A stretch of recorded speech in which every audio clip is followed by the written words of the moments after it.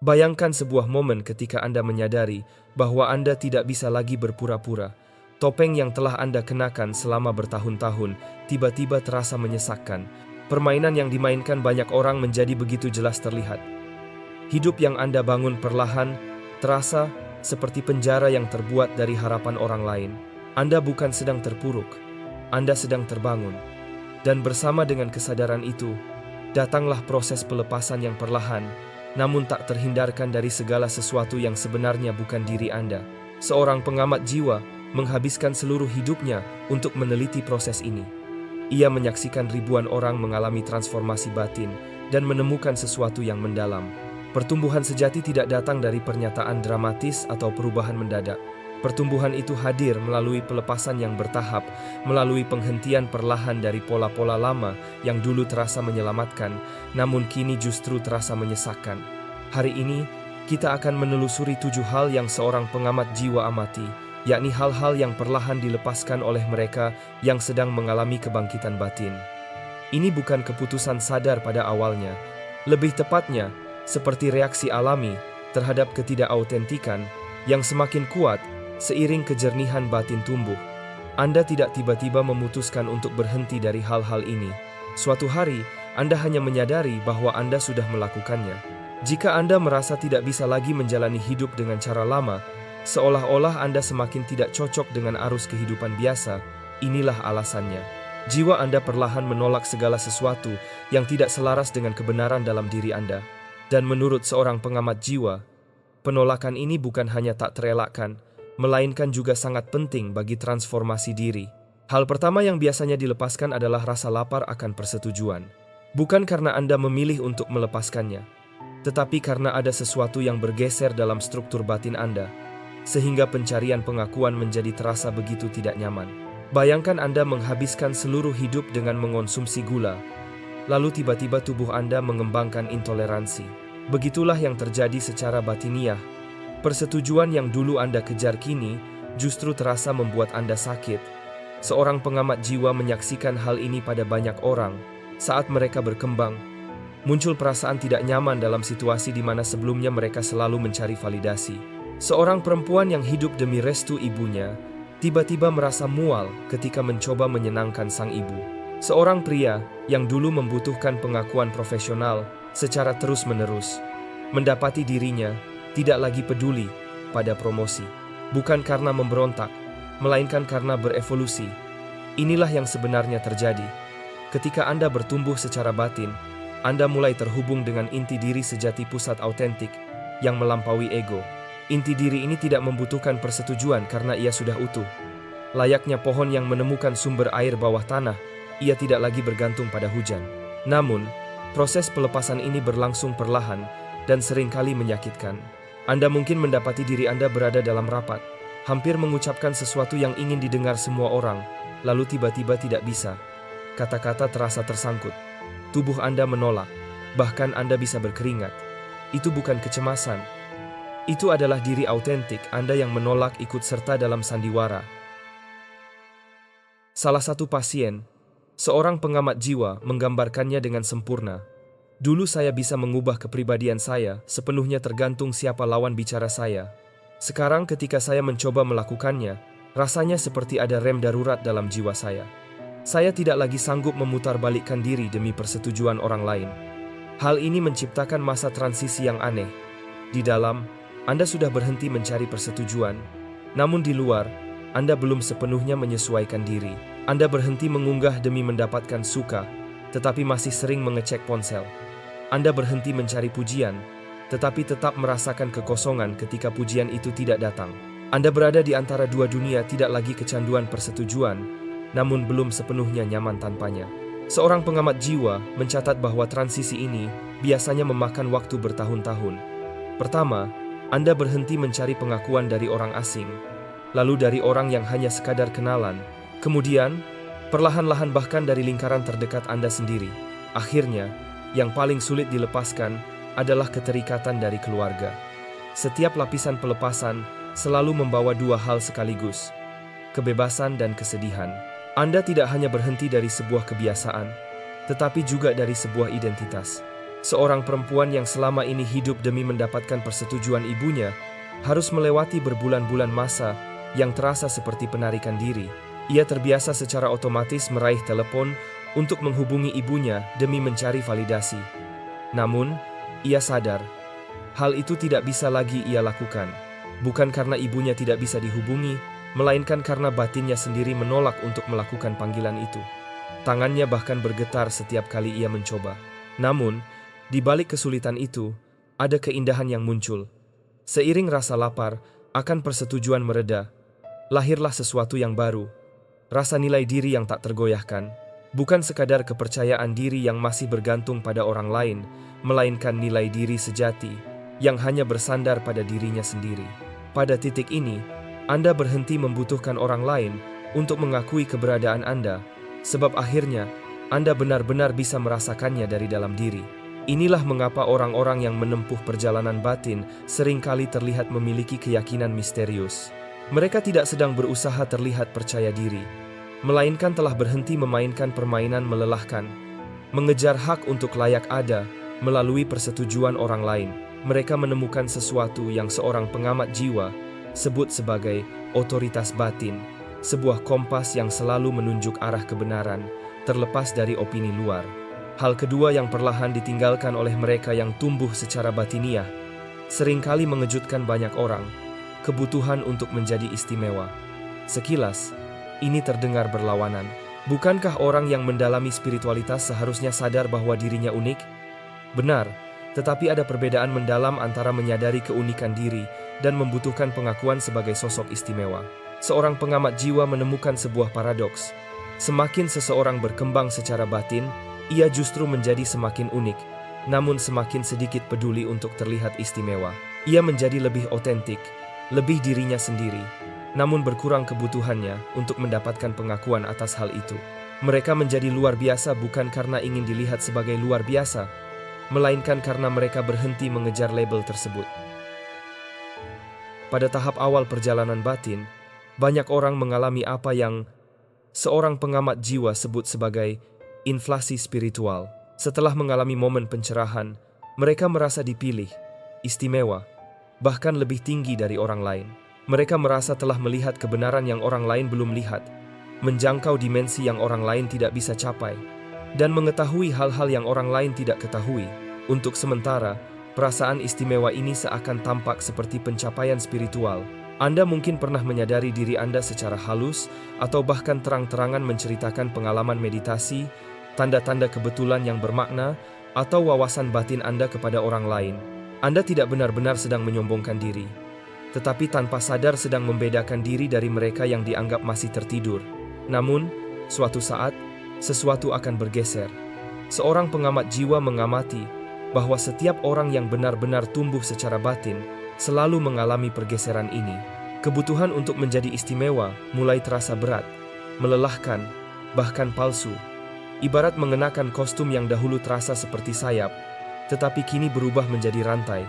Seorang pria yang pernah ditangani, seorang pengamat jiwa, membangun seluruh identitasnya di atas citra sebagai sosok yang maju secara spiritual. Ia dikenal sebagai tempat teman-temannya mencari kebijaksanaan, sebagai orang yang selalu memiliki wawasan terdalam, yang bermeditasi lebih lama, berpuasa lebih keras, dan tahu lebih banyak tentang kesadaran dibanding siapapun. Namun, suatu hari, di tengah penjelasan tentang sebuah konsep batin yang mendalam, ia tiba-tiba berhenti. Di kemudian hari, ia menceritakan kepada seorang pengamat jiwa, "Saat itu saya melihat diri saya sendiri dari luar, dan tampak begitu konyol. Saya sedang menggunakan spiritualitas hanya untuk merasa istimewa, dan itu justru kebalikan dari apa yang seharusnya." Kesadaran inilah yang menandai awal proses pelepasan. Anda mulai menyadari saat-saat ketika hendak membagikan pengalaman batin, bukan karena ingin berbagi, melainkan demi merasakan sensasi menjadi istimewa. Saat ingin menyelipkan tanda tentang tingkat kesadaran Anda. Saat ingin menempatkan diri sebagai seseorang yang lebih terbangun dibanding yang lain. Dan setiap kali Anda menangkap diri sedang berada di titik itu, semakin sulit untuk melanjutkannya. Keheningan itu muncul dengan cara yang halus. Anda berhenti menyebutkan praktik batin Anda, kecuali bila ada yang bertanya secara langsung. Anda kehilangan minat untuk membandingkan tingkat kesadaran. Anda berhenti merasa perlu agar orang lain tahu tentang wawasan Anda. Anda menjadi nyaman terlihat biasa saja. Anda berhenti menggunakan bahasa spiritual untuk mengangkat diri sendiri. Seorang perempuan pernah menggambarkan peralihannya. Dulu saya merasa semua orang harus tahu bahwa saya berbeda, lebih dalam, lebih sadar. Sekarang saya bahagia, meski tak terlihat. Menjadi istimewa ternyata adalah sebuah penjara. Menjadi bukan siapa-siapa adalah kebebasan. Seorang pengamat jiwa menemukan hal yang menarik. Ketika seseorang berhenti merasa perlu menjadi istimewa, justru disitulah keunikan sejati mereka muncul. Bukan keunikan yang dibuat-buat, melainkan keaslian yang tulus. Ketika Anda berhenti berusaha menonjol, jati diri Anda yang murni akan tampak dengan sendirinya. Saat Anda berhenti berpura-pura, spesial, kualitas istimewa yang sebenarnya akan muncul. Seorang pengamat jiwa menyebutnya individuasi tanpa pembengkakan ego. Anda menjadi sepenuhnya diri sendiri, tanpa perlu ada yang memperhatikan. Seperti bunga yang mekar, entah ada yang menyaksikan atau tidak. Mekarnya bukan untuk dilihat, tetapi untuk mekar itu sendiri. Perubahan ini seringkali menakutkan bagi ego, yang membangun strukturnya di atas rasa istimewa. Ego lalu bertanya, jika saya bukan istimewa, lalu siapa saya? Jawabannya, yang mungkin butuh waktu bertahun-tahun untuk sungguh diterima, sederhana. Anda adalah diri Anda sendiri. Itu sudah cukup. Itu segalanya. Hal ketiga yang kerap dilepaskan oleh mereka yang menempuh perjalanan batin, mungkin paling mengejutkan, pertunjukan kebahagiaan. Bukan kebahagiaan itu sendiri, melainkan pertunjukannya kebutuhan konstan untuk selalu terlihat positif, seolah sudah melampaui penderitaan. Seorang pengamat jiwa mengamati bahwa perkembangan batin yang sejati tidak membuat seseorang selalu bahagia. Ia membuat mereka selalu otentik. Dan keaslian itu mencakup seluruh spektrum pengalaman manusia, sukacita dan kesedihan, kedamaian dan kegelisahan, terang dan bayangan. Dalam budaya kita, ada tekanan besar untuk selalu bahagia, terlebih jika seseorang dianggap spiritual, seolah Anda harus berada di atas emosi negatif, jauh dari persoalan kecil, selalu memancarkan cinta dan cahaya setiap waktu. Namun, seorang pengamat jiwa menemukan bahwa pertunjukan kebahagiaan justru berlawanan dengan kedalaman batin. Itu hanyalah topeng lain, meski dengan wajah yang tampak rohani. Ketika seseorang tumbuh dalam kedalaman yang sejati, mereka perlahan melepaskan pertunjukan melelahkan ini. Mereka berhenti berpura-pura semuanya baik-baik saja, padahal tidak. Berhenti memaksakan senyum di tengah duka. Berhenti mengucapkan afirmasi positif ketika sesungguhnya sedang bergumul. Mereka berhenti melewati rasa sakit dengan dalih spiritual, dan mulai sungguh merasakannya dengan penuh keberanian. Seorang terapis yang diawasi. Seorang pengamat jiwa mengalami transisi ini secara dramatis. Selama bertahun-tahun, ia membangun praktiknya sebagai penyembuh yang selalu tenang, selalu damai, selalu memancarkan kebijaksanaan. Namun, ketika putranya meninggal, ia tak mampu lagi mempertahankan peran itu. Ia mencoba kembali bekerja dengan persona spiritualnya, tetapi tubuhnya menolak. Saat duduk bersama klien, berusaha tampil sebagai penyembuh bijak, air mata justru mengalir begitu saja. Ia berkata pada seorang pengamat jiwa, "Dulu saya pikir perjalanan batin berarti melampaui rasa sakit manusia. Kini saya sadar, justru berarti merangkulnya. Saya tidak bisa lagi menjadi sosok tercerahkan. Saya hanya bisa menjadi diri saya yang nyata." Jika Anda melihat diri Anda dalam pola-pola ini, merasakan perlahan melepaskan hal-hal yang dulu Anda genggam erat, ketahuilah, Anda tidak sendirian. Perjalanan untuk berhenti dari apa yang tidak lagi melayani diri kita sedang terjadi pada jutaan jiwa yang terbangun saat ini. Silakan bagikan di kolom komentar hal apa yang perlahan-lahan mulai Anda tinggalkan. Bisa jadi kisah Anda adalah tepat yang dibutuhkan seseorang hari ini. Mari kita lanjutkan perjalanan ini bersama, karena pola-pola berikut mungkin adalah hal yang sedang Anda alami sekarang. Hal keempat yang biasanya secara perlahan dilepaskan oleh orang-orang dengan kedalaman batin yang tinggi adalah kebutuhan akan kepastian. Rasa ingin menggenggam kebenaran secara mutlak, memahami semuanya, dan memiliki semua jawaban. Seorang pemikir besar, seorang pengamat jiwa, pernah menemukan bahwa pertumbuhan spiritual sejati tidak membawa lebih banyak jawaban, melainkan kenyamanan untuk hidup bersama pertanyaan. Bukan lebih banyak kepastian, tetapi kedamaian dalam misteri. Bukan tentang mengetahui, melainkan tentang keajaiban dalam ketidaktahuan. Hal ini sering kali menakutkan bagi pikiran yang telah terbiasa seumur hidup mengumpulkan kepastian seperti baju zirah. Pikiran berkata, "Saya tahu siapa saya tahu apa yang benar, saya tahu bagaimana hidup bekerja. Saya tahu apa yang terjadi setelah kematian. Saya tahu tujuan saya." Semua kepastian itu terasa seperti keamanan. Namun, seorang pengamat jiwa mengamati bahwa justru kepastian itulah yang menjadi penjara. Seiring kedalaman batin berkembang, kepastian mulai retak.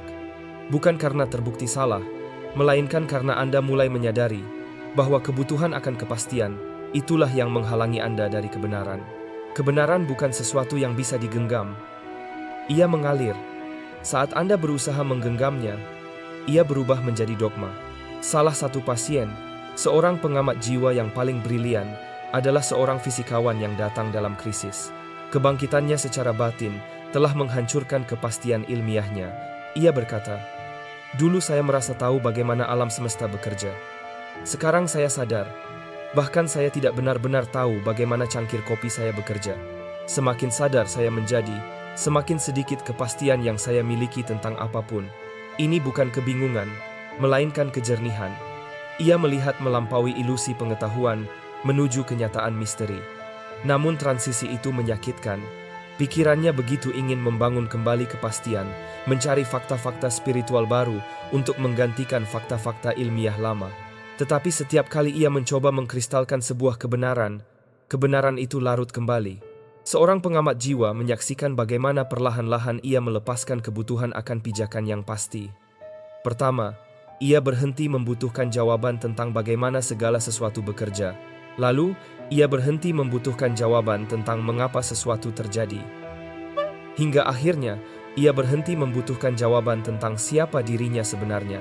Ia memasuki apa yang disebut seorang pengamat jiwa sebagai awan ketidaktahuan, sebuah keadaan di mana tidak tahu justru menjadi lebih benar daripada tahu. Proses melepaskan kepastian ini berlangsung bertahap. Pertama, Anda melepaskan kepastian tentang dunia luar. Lalu, melepaskan kepastian tentang motivasi orang lain. Kemudian, melepaskan kepastian tentang masa lalu Anda sendiri. Dan akhirnya, melepaskan kepastian tentang identitas diri Anda. Setiap tahap pelepasan membawa sekaligus rasa takut dan pembebasan. Ego mengalaminya seperti kematian-kematian bagi pikiran yang selalu ingin tahu segalanya. Pikiran itu pernah membuat Anda merasa aman, tetapi juga membuat Anda tetap kecil. Seorang wanita pernah menggambarkan prosesnya. "Dulu saya punya pendapat kuat tentang segalanya, politik, spiritualitas, hubungan, tujuan. Sekarang, ketika seseorang bertanya apa yang saya yakini, saya jujur tidak tahu. Bukan karena bingung, tetapi karena terbuka. Setiap kepastian yang saya lepaskan memberi ruang untuk sesuatu yang lebih indah daripada jawaban, kehadiran penuh pada apa yang ada." Seorang pengamat jiwa menemukan bahwa mereka yang berhasil melepaskan kebutuhan akan kepastian mengembangkan sesuatu yang luar biasa, kemampuan untuk memegang paradoks. Mereka bisa mempercayai dua hal yang tampak bertentangan secara bersamaan tanpa harus menyelesaikannya. Mereka bisa bertindak tegas tanpa harus benar-benar yakin. Mereka bisa berkomitmen sepenuhnya sambil tetap terbuka untuk kemungkinan bahwa mereka salah. Ini bukan relativisme yang goyah, melainkan tanda kedewasaan batin. Kesadaran bahwa kenyataan jauh lebih besar daripada apapun yang dapat ditampung oleh model pikiran. Anda melepaskan kepastian bukan karena tidak ada yang benar, melainkan karena kebenaran terlalu hidup untuk dipenjara oleh konsep. Dan setelah itu, muncul tantangan berikutnya, hal kelima yang sulit dilepaskan, menyalahkan. Bukan hanya menyalahkan orang lain, tetapi juga melepaskan seluruh narasi korban pelaku yang digunakan ego untuk memahami penderitaan. Seorang pengamat jiwa mengamati bahwa ketika seseorang berkembang secara batin, terjadi perubahan besar dalam cara mereka berhubungan dengan luka yang dimiliki. Mereka berhenti melihat diri sebagai korban dari tindakan orang lain dan mulai melihat diri sebagai bagian dari pola yang lebih besar. Ini bukan berarti membenarkan tindakan yang menyakiti atau menutup mata dari trauma. Ini tentang merebut kembali kendali diri. Melepaskan kebiasaan menyalahkan memang lambat dan sering kali menyakitkan, karena menyalahkan memiliki banyak fungsi psikologis. Ia menjelaskan sumber rasa sakit kita. Ia menjaga perasaan tidak bersalah kita. Ia memberi identitas. Bahkan, ia mengikat kita dengan orang lain yang juga merasa disakiti. Melepaskan rasa menyalahkan bisa terasa seperti melepaskan seluruh kisah hidup kita. Ada seorang perempuan yang datang kepada seorang pengamat jiwa dengan segudang luka nyata. Masa kecil penuh kekerasan, suami yang berkhianat, dan pengalaman diskriminasi di tempat kerja. Kemarahannya wajar, tuduhannya benar, tetapi semua itu perlahan menggerogotinya. Ia begitu terikat pada identitas sebagai orang yang diperlakukan tidak adil, sehingga tidak bisa melangkah maju. Selama bertahun-tahun, seorang pengamat jiwa menyaksikan bagaimana ia perlahan berhenti menyalahkan, bukan dengan menyangkal apa yang terjadi, bukan dengan memberi maaf secara tergesa-gesa, melainkan dengan menyadari keterlibatannya dalam pola yang berulang. Ia melihat bagaimana, tanpa sadar ia memilih pasangan yang akan mengkhianati, pekerjaan yang akan mendiskriminasi, serta situasi yang menguatkan identitasnya sebagai korban. Ia pernah berkata kepada seorang pengamat jiwa, "Hari ketika saya berhenti menyalahkan adalah hari saya merasa bebas. Bukan karena orang lain tidak bersalah, mereka memang salah, tetapi karena saya akhirnya melihat bahwa berpegang pada rasa menyalahkan adalah pilihan saya. Saya menggunakan kesalahan mereka untuk menghindari tanggung jawab atas hidup saya sendiri. Perubahan ini sangat menyakitkan bagi ego. Itu berarti menerima tanggung jawab atas hal-hal yang sebenarnya bukan salah Anda. Itu berarti menyadari bagaimana tanpa sadar Anda turut serta dalam melukai diri sendiri. Itu berarti mengakui bahwa pada suatu level, Anda justru membutuhkan pengalaman yang selama ini Anda salahkan orang lain atasnya." Seorang pengamat jiwa mendokumentasikan tahap-tahap pelepasan rasa menyalahkan, amarah pada ketidakadilan. Ini seharusnya tidak terjadi. Pengakuan adanya pola. Mengapa ini terus berulang? Menyadari partisipasi bawah sadar. Saya ternyata ikut berperan dalam hal ini, mengambil tanggung jawab penuh. Saya penulis kisah pengalaman saya sendiri, melampaui paradigma korban pelaku. Kita semua memainkan peran dalam perjalanan kebangkitan satu sama lain. Seorang pria yang selama puluhan tahun menyalahkan ayahnya atas kesulitan hidupnya, akhirnya melewati proses ini. Ia berkata, "Saya menyadari bahwa saya menjadikan ayah saya monster, agar saya tidak perlu melihat sisi gelap dalam diri saya sendiri. Hari ketika saya berhenti menyalahkannya, saya bisa melihat dia dengan jelas untuk pertama kalinya. Hanya manusia terluka lain yang berusaha sebaik mungkin menghadapi lukanya sendiri, dan saya juga melihat diri saya dengan jelas. Bukan lagi korban, melainkan jiwa yang memilih ayah seperti itu untuk pertumbuhan saya sendiri. Ini tidak berarti menerima perlakuan buruk atau tetap tinggal dalam situasi berbahaya. Ini berarti menyadari bahwa bahkan luka kita pun bisa berperan dalam kebangkitan diri." Seorang pengamat jiwa melihat bahwa orang-orang yang berhenti menyalahkan tidak menjadi lemah atau pasrah. Sebaliknya, mereka menjadi lebih kuat. Mereka berhenti memberi orang lain kuasa untuk menentukan jalan hidup mereka. Hal keenam yang diamati seorang pengamat jiwa adalah pelepasan kecenderungan halus yang disebut spiritual bypassing, menggunakan konsep atau praktik spiritual untuk menghindari pengalaman manusia yang sesungguhnya. Menggunakan latihan batin untuk melarikan diri dari emosi sulit. Menjadikan pencerahan sebagai jalan pintas untuk menghindari rasa sakit yang wajar dialami sebagai manusia. Seorang pengamat jiwa sering melihat hal ini di berbagai komunitas pencari makna.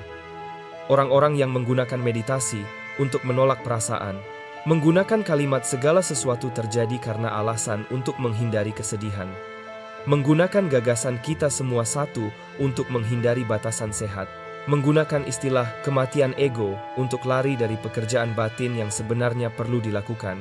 Jalan batin seringkali tanpa sadar berubah menjadi mekanisme pertahanan yang rumit.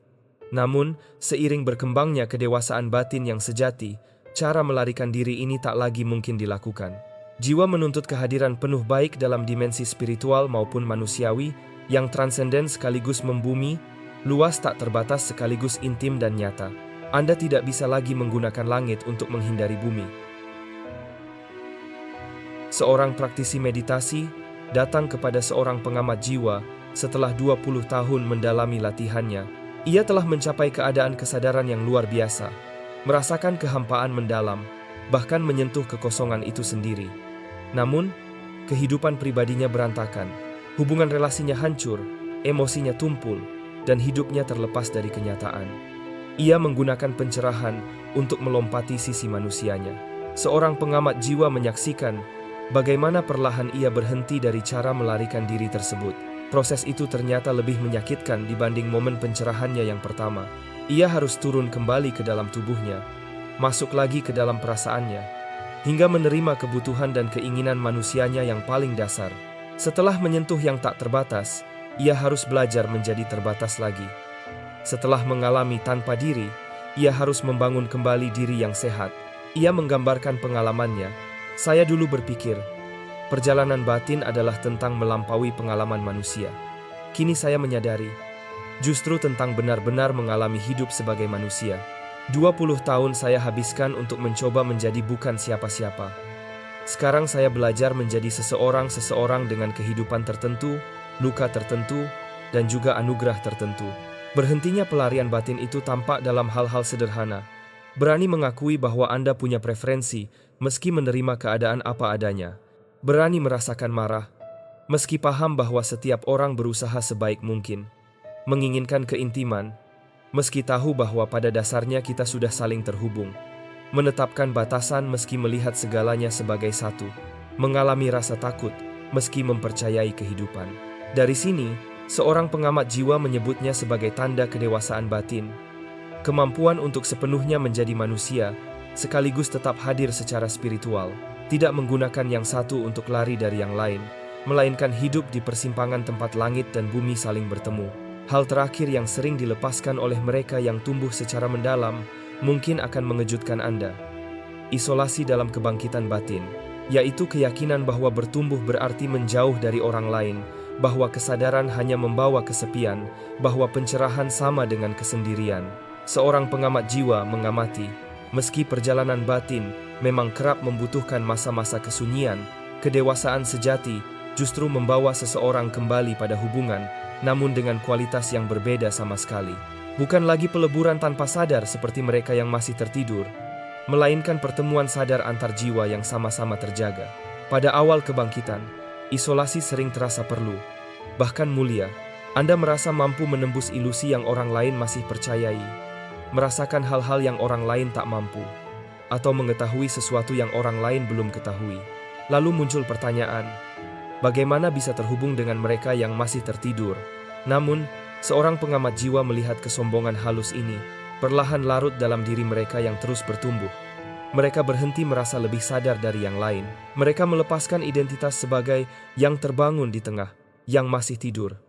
Mereka berhenti bersembunyi dalam isolasi yang sejatinya melindungi mereka dari keintiman. Seorang perempuan yang bertahun-tahun hidup dalam kesunyian batin pernah berkata kepada seorang pengamat jiwa, "Saya dulu mengira saya sendirian, karena kesadaran saya terlalu tinggi bagi orang lain.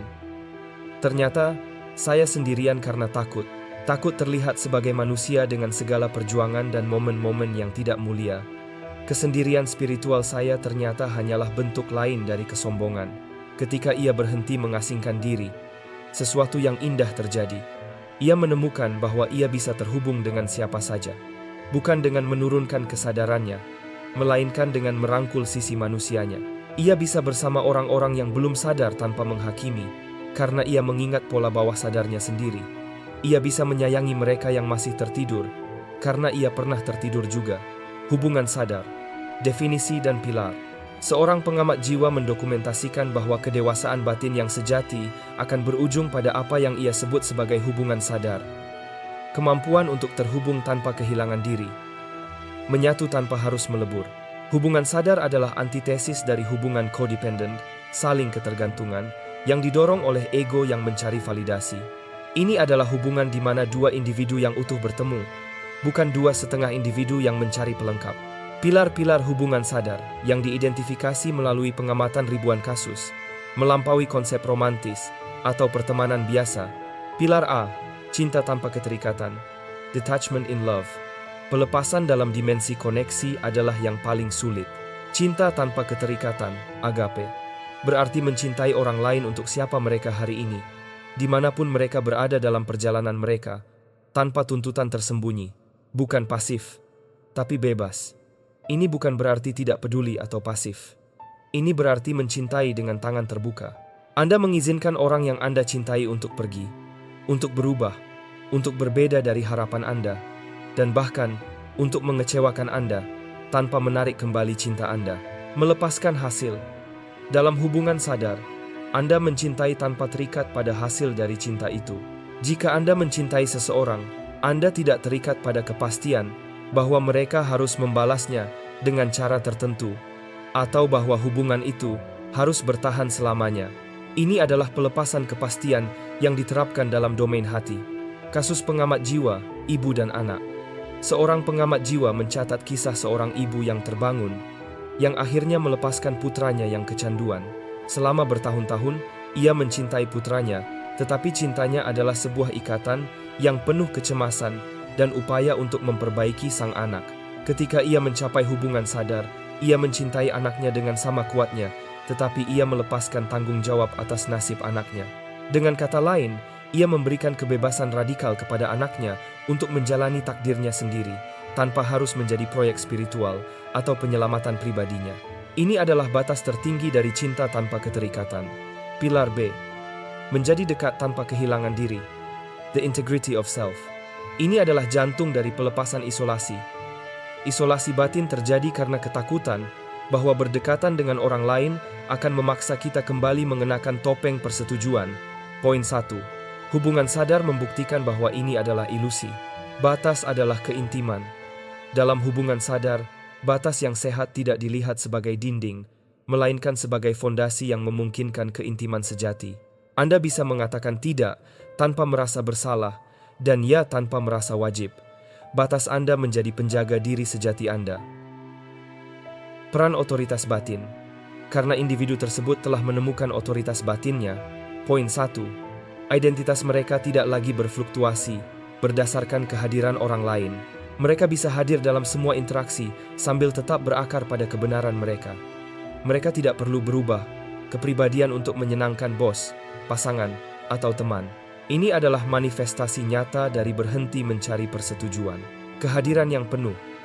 Hubungan sadar adalah tentang kehadiran penuh, menjadi seutuhnya dengan orang lain, sambil sepenuhnya menjadi diri sendiri. Energi yang dulu dihabiskan untuk mengelola kesan atau mengubah diri kini dialihkan untuk mendengarkan, merespons, dan mencintai secara utuh. Pilar C. Berbagi kebenaran tanpa menggurui. The humble truth. Ini adalah manifestasi dari pelepasan kebutuhan untuk menjadi istimewa. Poin 2. Yang diterapkan dalam komunikasi. Berbagi kebenaran tanpa menggurui berarti berbicara dari pengalaman alih-alih dari posisi superioritas spiritual. Dari saya tahu ke ini pengalaman saya. Ketika seseorang yang baru terbangun berbicara, seringkali mereka berbicara dari ego spiritual. Anda harus melakukan ini. Atau Anda salah karena ketika mereka matang, nada itu berubah menjadi kerendahan hati. Ini adalah apa yang berhasil untuk saya. Atau saya juga pernah merasa seperti itu, menggunakan bahasa manusia. Mereka berhenti menggunakan jargon spiritual yang berfungsi untuk memisahkan diri mereka dari orang lain. Mereka berbicara dengan bahasa yang membumi dan rentan, yang mengundang koneksi, bukan kekaguman. Tujuan komunikasi. Tujuannya bukan lagi untuk membangunkan orang lain atau membuktikan kebenaran pandangan mereka, tetapi untuk menghormati kebenaran yang muncul di antara kedua pihak. Kebenaran sejati, menurut pengamatan, memiliki daya tarik yang lembut. Ia tidak perlu dipaksakan. Menciptakan komunitas sadar. The New Collective. Berhenti dari keterasingan berarti menemukan mereka yang juga sedang berhenti mencari persetujuan, berhenti merasa harus istimewa, berhenti menyalahkan, dan bersama orang-orang seperti ini terciptalah sesuatu yang baru, sebuah komunitas yang sadar. Ini adalah hasil akhir dari proses pelepasan kolektif. Komunitas sadar yang baru ini berbeda dari kelompok sosial tradisional dalam beberapa hal utama. Komunitas yang didirikan di atas non-bypassing. Komunitas sadar tidak lagi menggunakan spiritualitas sebagai pelarian. Poin 6. Sebaliknya, mereka adalah ruang di mana konflik disambut. Konflik tidak dihindari dengan jargon cinta dan cahaya. Konflik dihadapi dengan otentisitas dan kerentanan. Dilihat sebagai peluang untuk pertumbuhan bersama. Kesedihan dihormati. Orang-orang diizinkan untuk tidak bahagia. Poin 3. Kesedihan dan keraguan memiliki tempat duduk yang sama di meja seperti sukacita dan pencerahan. Batas dihormati. Anggota menghormati batas individu satu sama lain. Tidak ada tuntutan untuk melebur atau menjadi satu yang menghapus individualitas. Keberanian untuk hidup tanpa kepastian kolektif. Komunitas ini juga melepaskan kebutuhan akan dogma atau kepastian bersama. Poin 4. Mereka adalah kolektif yang nyaman dengan misteri. Kebebasan intelektual. Setiap anggota diizinkan untuk memiliki pandangan yang berbeda tentang metafisika, tujuan hidup, atau realitas, tanpa harus diasingkan. Kebenaran adalah cair, bukan kristal. Komunitas. Sebagai laboratorium, mereka melihat komunitas bukan sebagai tempat perlindungan yang pasti, melainkan sebagai laboratorium hidup untuk mempraktikkan otentisitas, kerentanan, dan cinta tanpa syarat. Kesadaran sebagai tanggung jawab, beyond blame. Terakhir, ini adalah komunitas yang didasarkan pada tanggung jawab, bukan menyalahkan. Point 5. Sistem dukungan akuntabilitas. Ketika masalah muncul, orang-orang diajak untuk melihat peran mereka sendiri dalam pola tersebut, alih-alih menyalahkan orang lain atau komunitas. Tidak ada korban abadi. Komunitas menahan diri dari melanggengkan peran korban pelaku. Sebaliknya, mereka mendukung anggota untuk merebut kembali kekuatan mereka, melihat luka sebagai bahan bakar kebangkitan, kehidupan setelah isolasi. Evolusi hubungan. Transisi ke hubungan sadar pada dasarnya adalah evolusi dari mode eksistensi. Hanya saya ke saya dan kita. Seorang pengamat jiwa menyimpulkan bahwa isolasi kebangkitan adalah tahap yang diperlukan, sebuah penarikan diri ke dalam gua untuk menemukan kompas batin. Namun, koneksi sadar adalah buah matang dari penarikan diri itu. Anda tidak bisa benar-benar tahu apa itu kedamaian batin sampai Anda membawanya ke dalam kekacauan hubungan manusia. Pada akhirnya, pelepasan isolasi spiritual adalah pernyataan definitif bahwa pencerahan tidak terjadi sendiri dan untuk diri sendiri. Pencerahan adalah tentang kembali ke dunia yang kacau ini, menjadi manusia, dan membawa kompas batin Anda untuk menavigasi cinta dan koneksi dengan mata terbuka lebar. Ini adalah seni berada di dunia, tetapi tidak menjadi miliknya, yang dilakukan dengan kerendahan hati dan cinta yang mendalam. Penutup. Kebebasan dalam pelepasan. Di akhir perjalanan ini, melalui hal-hal yang dilepaskan oleh mereka yang menempuh jalan batin, seorang pengamat jiwa ingin kita memahami sesuatu yang penting. Berhenti bukanlah kehilangan, itu adalah kebebasan. Setiap hal yang dilepaskan membuka ruang bagi sesuatu yang lebih otentik untuk muncul. Ketika Anda berhenti mencari persetujuan, harga diri sejati muncul. Ketika Anda berhenti merasa harus istimewa, keunikan sejati tampak. Ketika Anda berhenti berpura-pura bahagia, kebahagiaan yang tulus hadir. Proses ini berjalan perlahan, karena bukan sekadar perubahan perilaku, melainkan sebuah kematian dan kelahiran kembali identitas. Anda tidak hanya berhenti dari kebiasaan, Anda berhenti dari siapa yang selama ini Anda kira Anda adalah. Itu membutuhkan waktu, keberanian, dan belas kasih yang besar terhadap diri sendiri. Jika Anda sedang berada dalam proses berhenti secara perlahan, seorang pengamat jiwa ingin Anda tahu, Anda tidak sedang kehilangan diri, Anda justru menemukannya. Setiap pelepasan adalah pencerahan. Setiap keikhlasan adalah sebuah kepulangan. Tugas Anda bukan berhenti lebih cepat, melainkan hadir sepenuhnya dalam proses itu, menyadari apa yang mulai luruh, merelakan apa yang berakhir, dan merayakan apa yang baru lahir. Kita semua sedang menemukan bahwa pertumbuhan batin bukan tentang menambah sesuatu yang baru, melainkan melepaskan apa yang sejak awal tidak benar. Bukan tentang menjadi seseorang yang baru, melainkan berhenti menjadi seseorang yang sebenarnya. Bukan diri kita, cinta tanpa keterikatan, menjadi dekat tanpa kehilangan diri, berbagi kebenaran tanpa menggurui, bersama, meski tetap dalam kesendirian. Berhenti dari keterasingan bukan berarti kembali pada pola sosial yang tidak disadari. Itu berarti menemukan mereka yang juga sedang berhenti mencari persetujuan, berhenti merasa harus istimewa, berhenti berpura-pura, berhenti mengejar kepastian, berhenti menyalahkan, berhenti menghindari kenyataan. Dan bersama orang-orang seperti ini, terciptalah sesuatu yang baru. Sebuah komunitas yang sadar. Di akhir perjalanan ini, melalui hal-hal yang dilepaskan oleh mereka yang menempuh jalan batin, seorang pengamat jiwa ingin kita memahami sesuatu yang penting. Berhenti bukanlah kehilangan. Itu adalah kebebasan. Setiap hal yang dilepaskan membuka ruang bagi sesuatu yang lebih otentik untuk muncul. Ketika Anda berhenti mencari persetujuan, harga diri sejati muncul. Ketika Anda berhenti merasa harus istimewa, keunikan sejati tampak. Ketika Anda berhenti berpura-pura bahagia, kebahagiaan yang tulus hadir. Ketika Anda berhenti menuntut kepastian, kebijaksanaan lahir. Ketika Anda berhenti menyalahkan, kekuatan muncul. Ketika Anda berhenti menghindari, keterhubungan sejati dengan hidup terwujud. Dan ketika Anda berhenti mengasingkan diri, hubungan nyata dengan sesama pun tumbuh.